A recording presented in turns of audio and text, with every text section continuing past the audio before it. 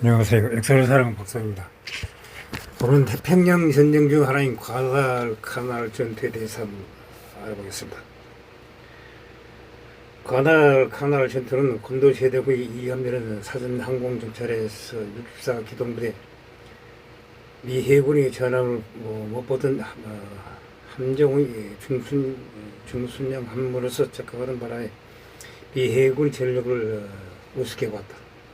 물론 정찰에서 함정을 오인하는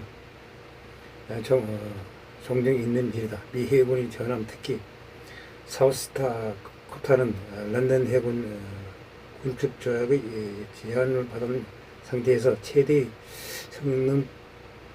성능을 뽑으려다 보니 덩치가 작은 편이라 오인하게 하셨다. 문제는 해전 도중 자신이 직접 유관으로서 확인했음에도 불구하고 계속 중순양함으로 믿어버렸다는 것이다. 게다가 1차 대전에서 함대의 주력함이 혼전에 밀면을 여는 바람에 전함 한 척을 잃어야 했던 경험이 떠올랐다. 곤도 제독은 자신의 부대를 나누면서 중순양함 중심의 약체 미 함대는 경순양함과 고축함들로만 상대하게 하고 전함과 중순양함들은 과답칸을 포격을 위해 후위로 배치하였다. 경순양함과 중순양함은 맞붙이는 선택은 당연히 휘하 함장들이 저하지 않았다고 한다. 그것도 맞아서 경순양함 전대를 둘로 나눴다. 경순양함 센다이와 고축함 아야나미 사키나미 우라나미를 사보섬 동쪽으로 남하하도록 하였다.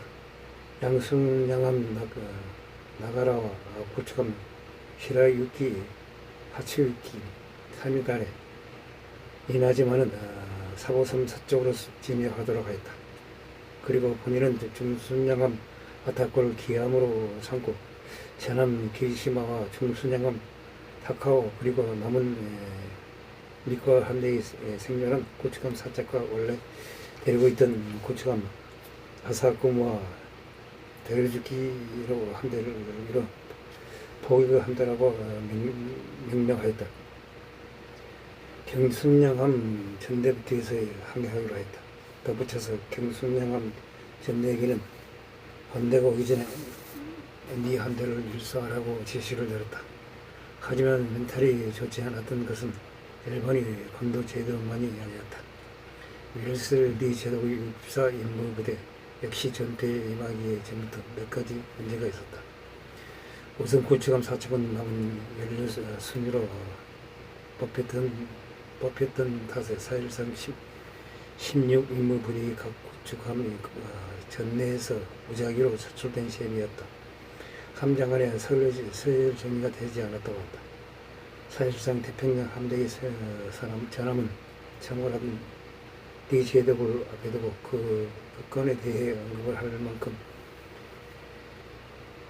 간이 큰 고축함 함장도 없었다.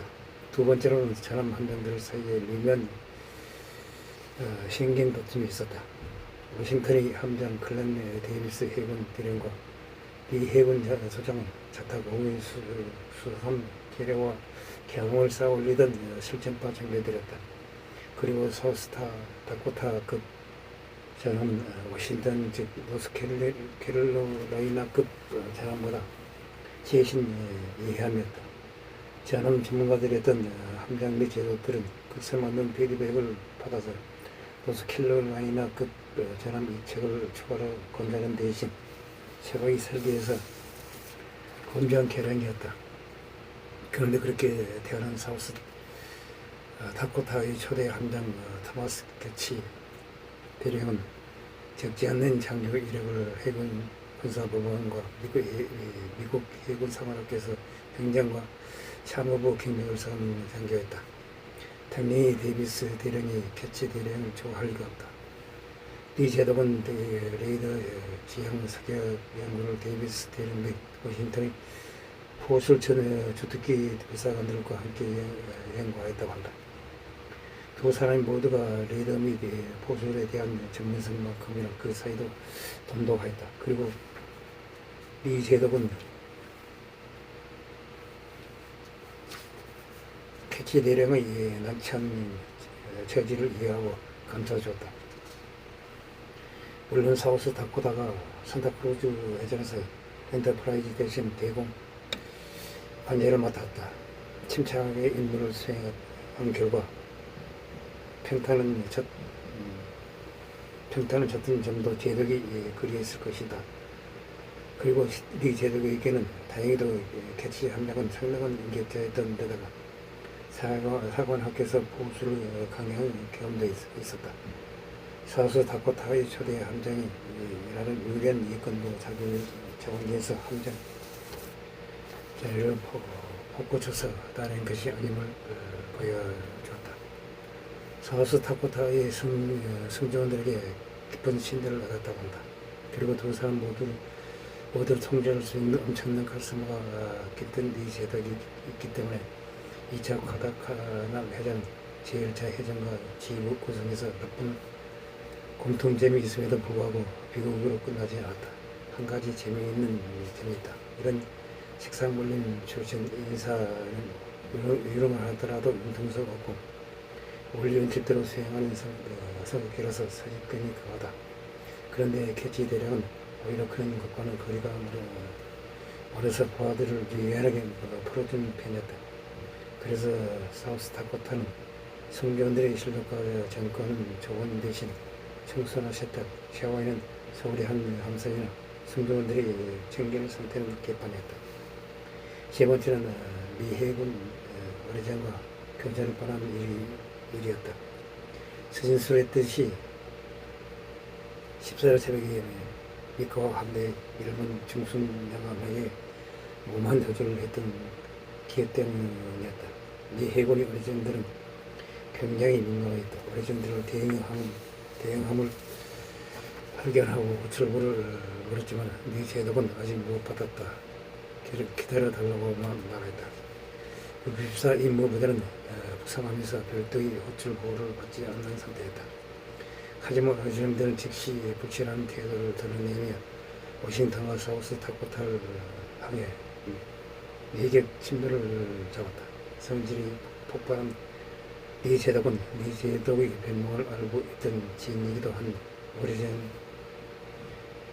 장병들의 상관에게 자신이 누구인지라고 어뢰장들은 우군을 알게 되었다.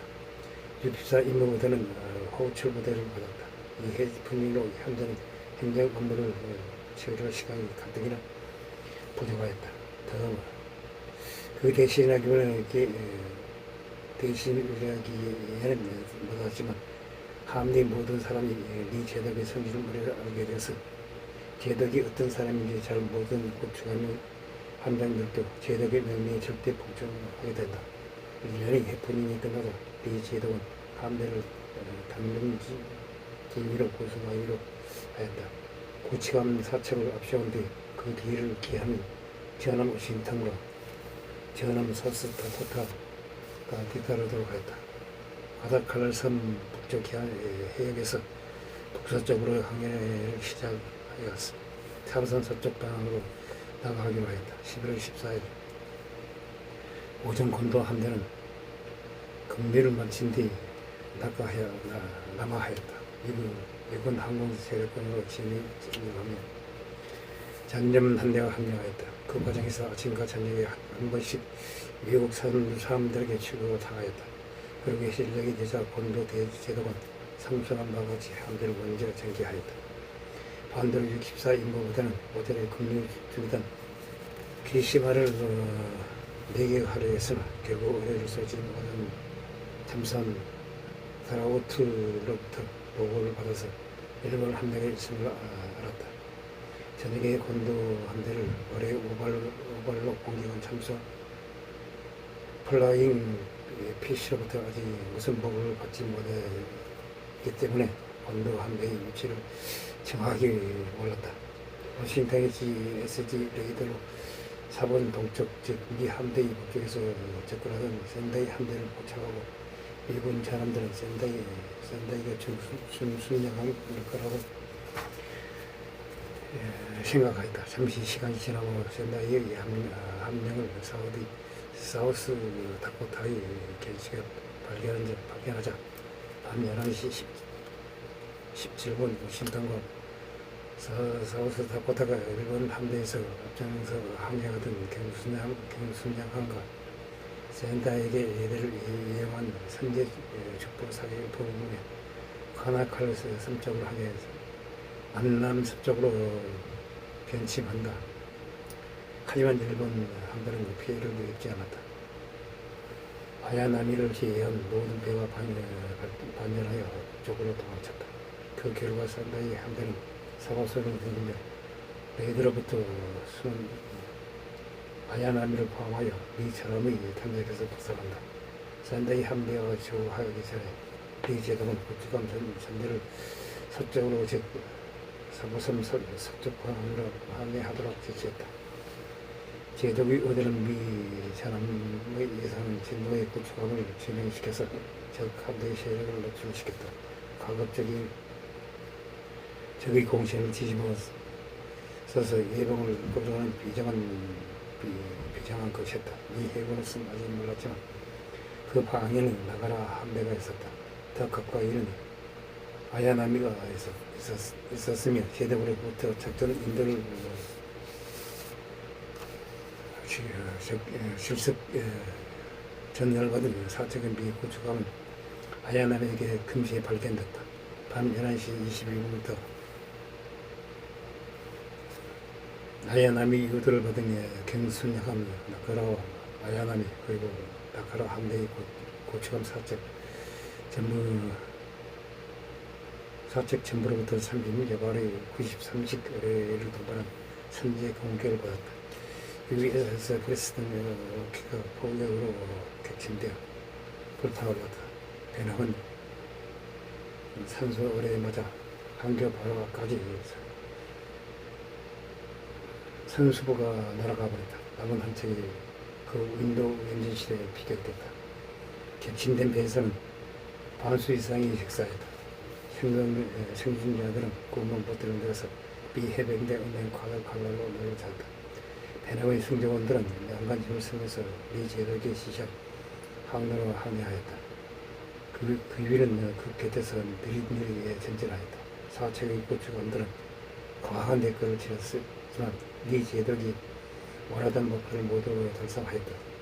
아야나미와 나카라 함대 역시 미 구축함의 기회를 보고하였다. 곤도 제독은 원하던 결과를 얻었다고 생각하였다. 즉 카나를 척해주기 된 미국의 수상함이 전부 격침되었다고 생각하였다.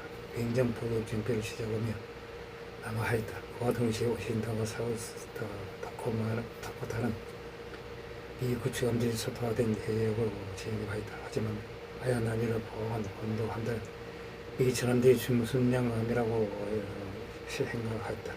과달카나가 전날까지는 미 해군의 순양함은 전부 저약형 중순양함에서 방어하려는 형편은 없었다.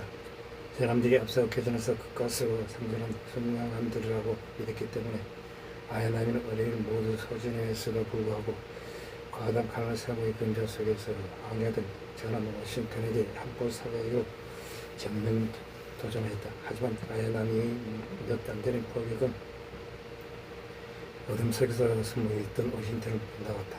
워싱턴호는 몇 차례 북부 사격으로 아야나미를 항해 전투가 불가능을 순순하게 대파시켜버렸다.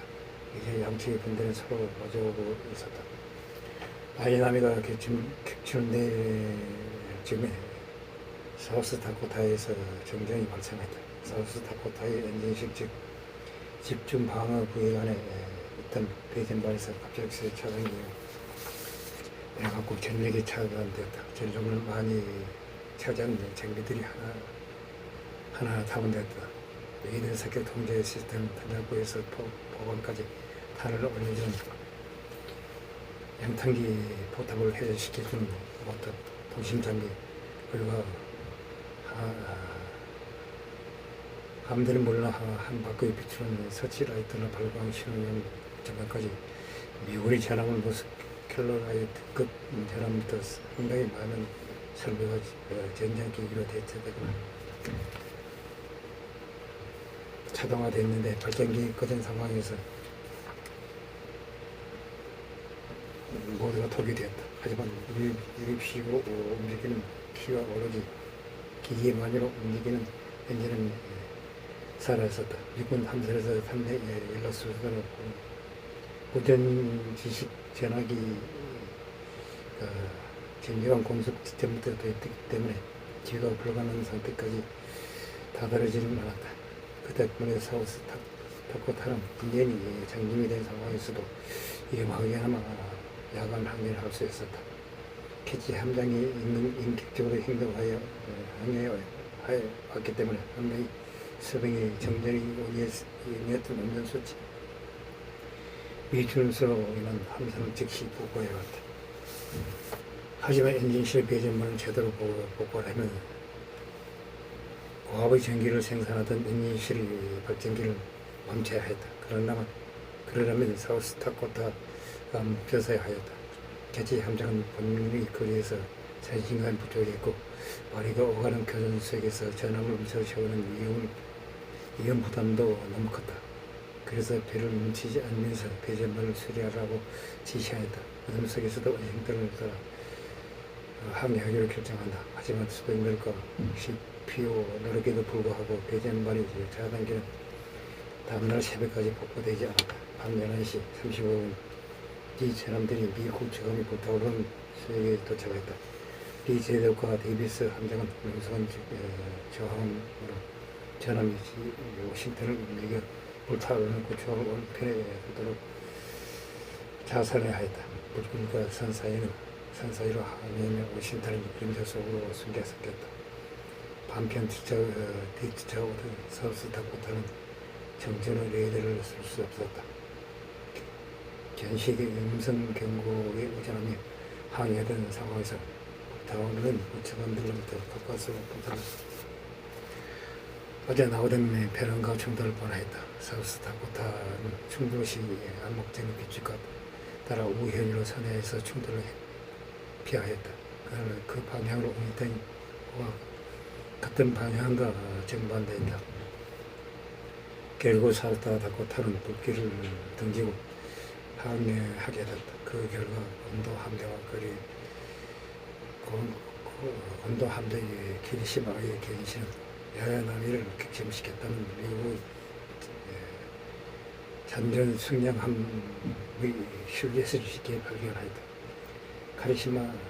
키리시마에 아타코 타카오는 손상을 입은 것인지 순양함 치고는 느리게 움직였던 적함의 진도를 쫓아 서쪽으로 항해하였다. 잘 헤어진 공문을 전개한 뒤 키리시마의 아타코는 서치라이트를 신호로 밤 11시 40분에 내길 및 포기를 다시 개시하였다. 이상 태평양 전쟁 중 하나인 과달카날 해전에 대해서 알아봤습니다. 항시 부정을 느낍니다. 양해 부탁드립니다. 감사합니다.